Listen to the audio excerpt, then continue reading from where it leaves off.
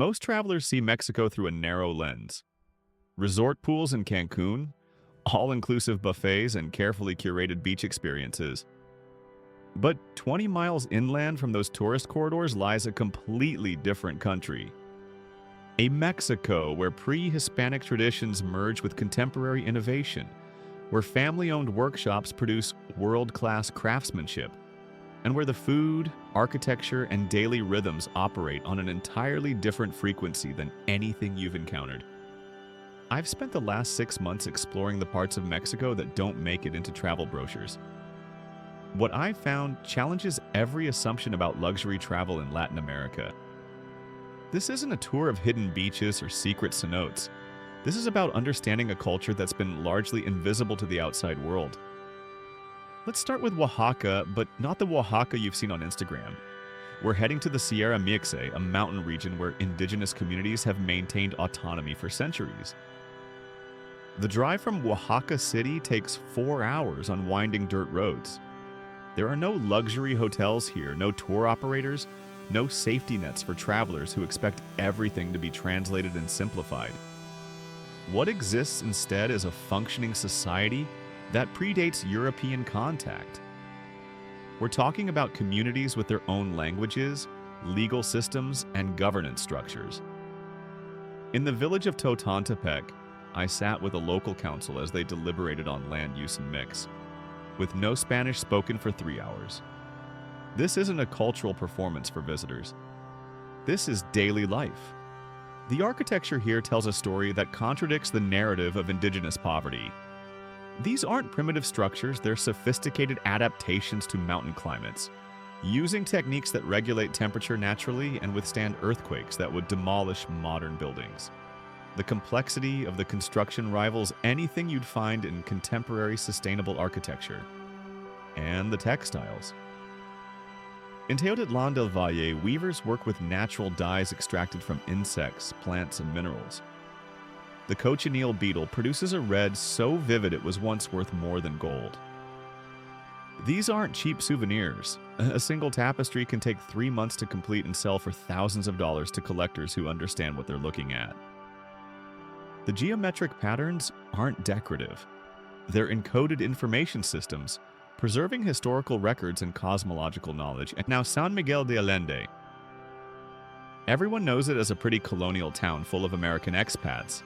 But if you get past the main plaza or right past the galleries and rooftop bars, there's an entirely different city.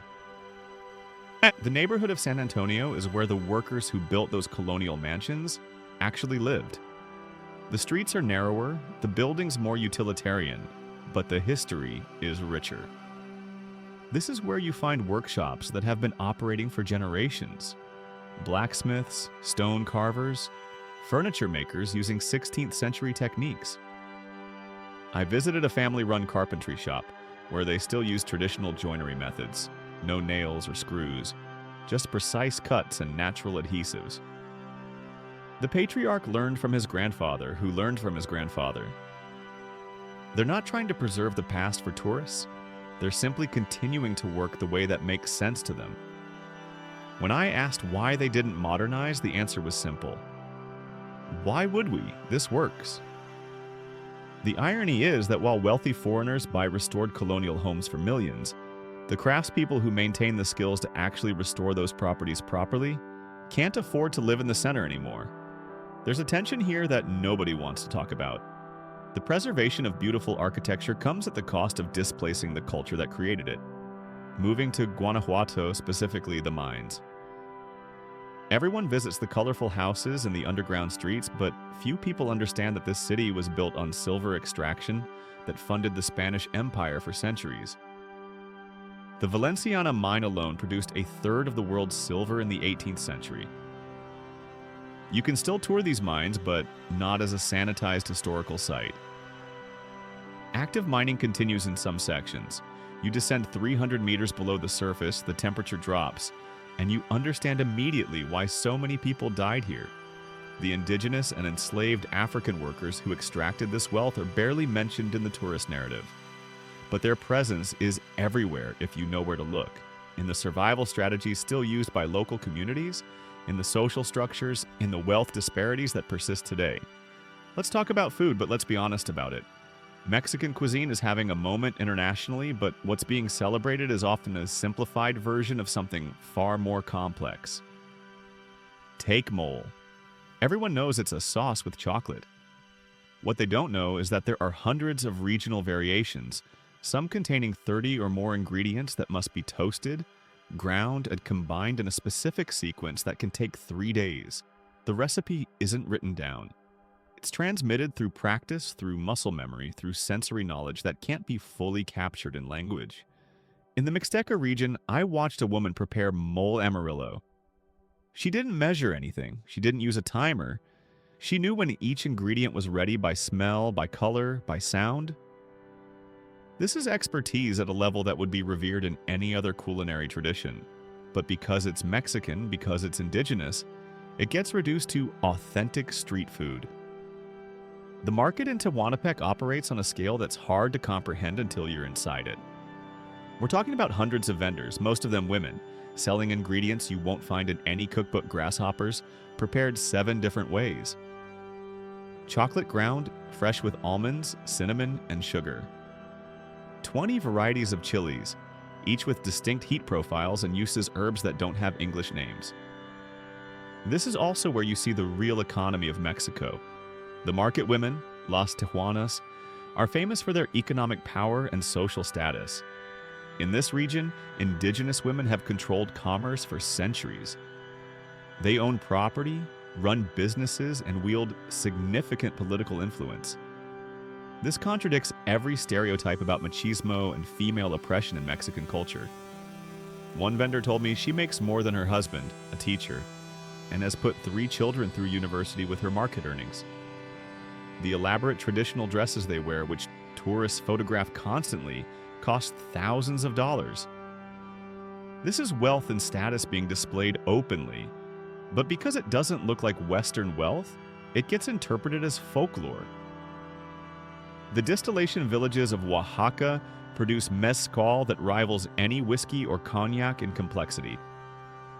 I'm not talking about the bottles you find in liquor stores. I mean the mezcal maestros who work with wild agave varieties, Tobala, Tepestate, Jabali, that take 15 to 35 years to mature.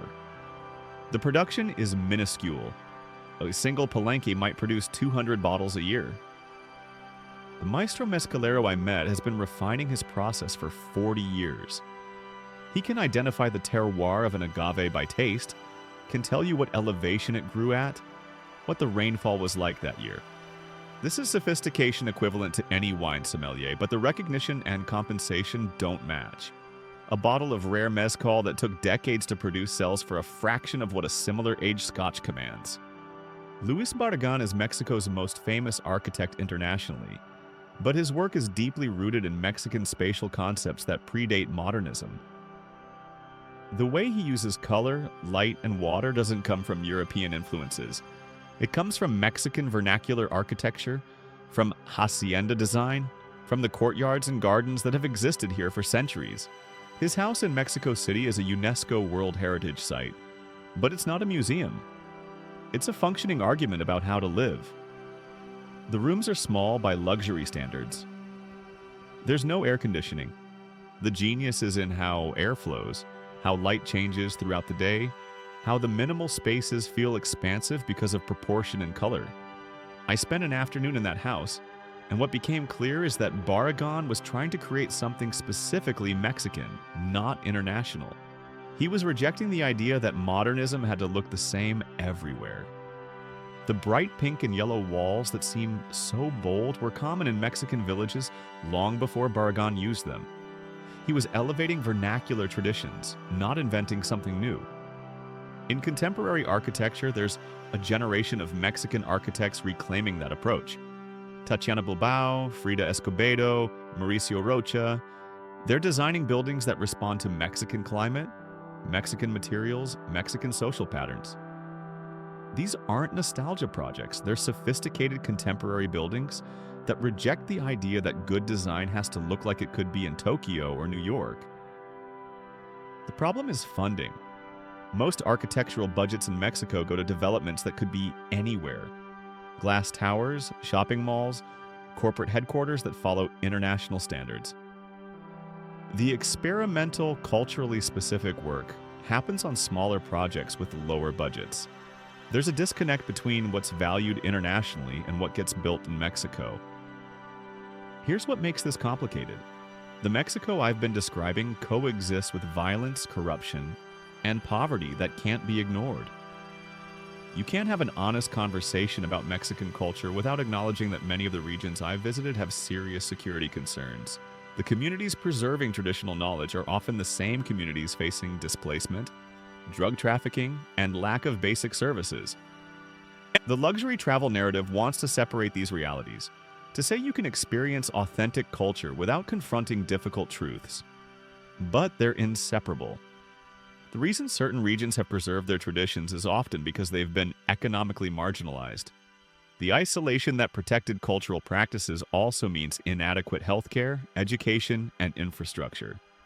I've had conversations with craftspeople who want their children to leave, to get professional jobs in cities, to not continue the family trade because, as beautiful as that work is, it doesn't pay enough. The tourists and collectors who buy their work aren't providing sustainable incomes. We celebrate cultural preservation while the people actually doing that preservation struggle financially. Tourism itself is a double-edged dynamic. The attention can bring resources and opportunities, but it also distorts local economies and creates dependencies. Towns that once fed themselves now import food to serve what tourists expect. Traditional buildings get converted to boutique hotels, pricing out local residents. The culture becomes performance, something produced for external consumption rather than lived practice.